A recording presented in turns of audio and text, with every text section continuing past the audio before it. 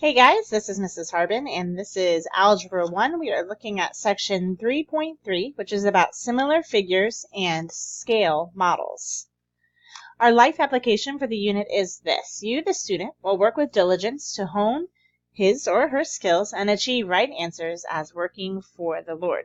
We know that there is use for these skills beyond just answering questions in math class, and we want to make sure that we can use these skills to the best of our ability so that we can use our gifts and talents to take care of creation and to take care of others.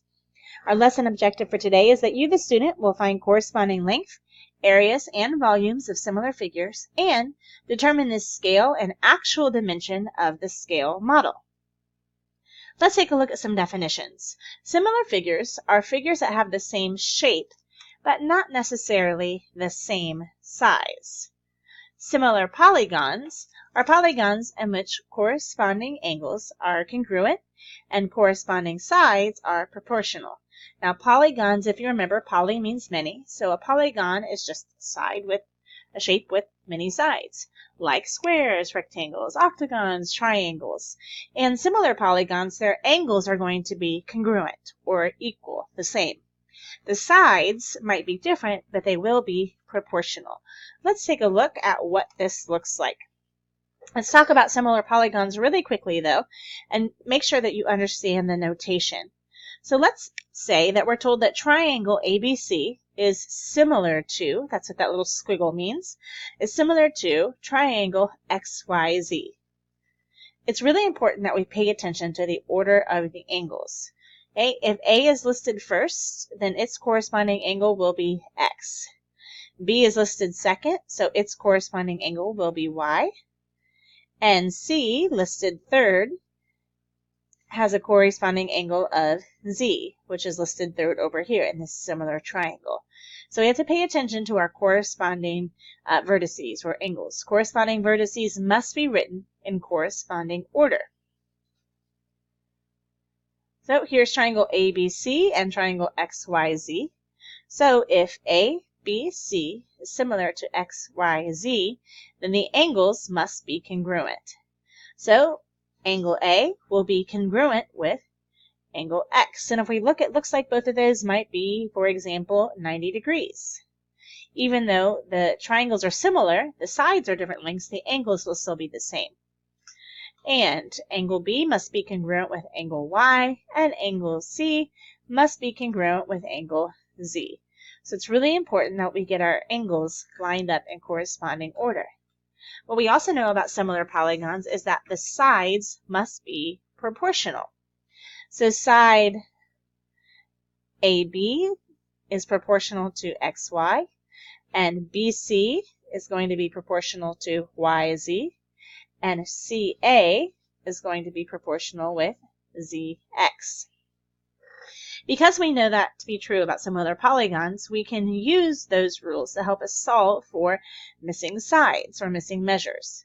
We know that CA is proportional to ZX and AB is proportional to XY.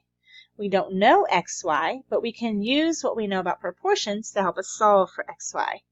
So we know that CA is 5 and ZX is 2.5. AB is 5.7, and we want to solve for XY, which is being represented with the variable m. In order to solve for a missing variable in a proportion, we know that we just need to cross multiply. So that's what we do here. Cross multiply and solve for m.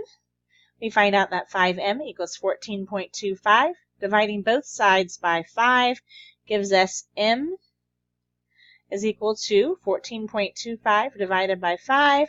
Simplifying that, we find out that m is 2.85. So we were able to find the missing side using what we know about similar polygons and proportions. All right, try to set this one up on your own. Check your work, pause the video, and then come back here to check your work. So hopefully you set up this proportion. You could have used BC is to YZ. We definitely needed that one since it has the missing number. And for the second one, we're going to use CA is to ZX. But you could have used BA is to YX as your two sides that you were using to complete your proportion. Either way, we're solving for n, and in this case, when we cross multiply, we get 5n equals 7.25 times 2.5. If you did it the other way, you would have different values here. All right, if you had used, instead of CA, if you had used BA, you would have 5.7 here, and YX would be 2.85 if you did it the other way. Either way, when we solve for n, we're going to find out that n equals 3.625. If you want to try it the other way using the other sides, just to check, go right ahead. All right, let's take a look at this example. We know the perimeter of triangle ABC is our three sides added together. 5.7 plus 7.25 plus 5 equals 17.95. And the perimeter of XYZ, when we add up the three sides, is 8.975. The perimeter of ABC, when compared to the perimeter of XYZ, perimeter of ABC is 2 times bigger than the perimeter of XYZ. What that tells us is that the ratio of the perimeters is 2. And if we look at our sides, CA compared to ZX, for example, 5 compared to 2.5, the ratio of the sides is 2. So the ratio of the corresponding sides and the perimeter in this case was the same. It was both 2. It will be the same in every case, but in this particular case, the ratio was 2.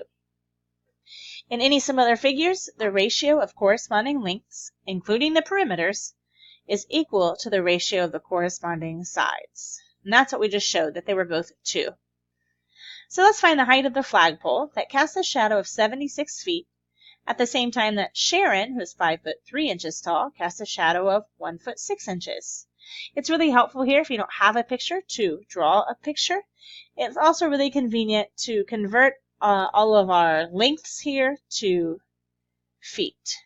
So converting 5 feet and 3 inches just to feet is 5.25 feet. And converting 1 foot 6 inches to just feet is 1.5 feet. Then, using what we know here, so we've got a really tall flagpole that stands, we don't know. We'll put an X there. That's a really bad X. But the shadow, so down here on the ground, the shadow is 76 feet. And then here's Sharon, standing at 5 foot 3 inches tall, and her shadow, which is 1.5 feet long.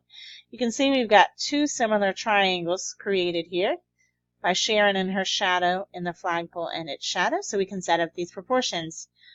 H, the height of the flagpole, is to 5.25, Sharon's height, as the shadow of the flagpole is compared to Sharon's shadow. Then to solve for that flagpole, we will cross multiply.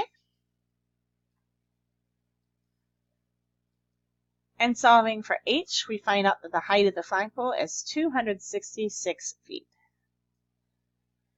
So today we found corresponding length, areas, and volumes of similar figures.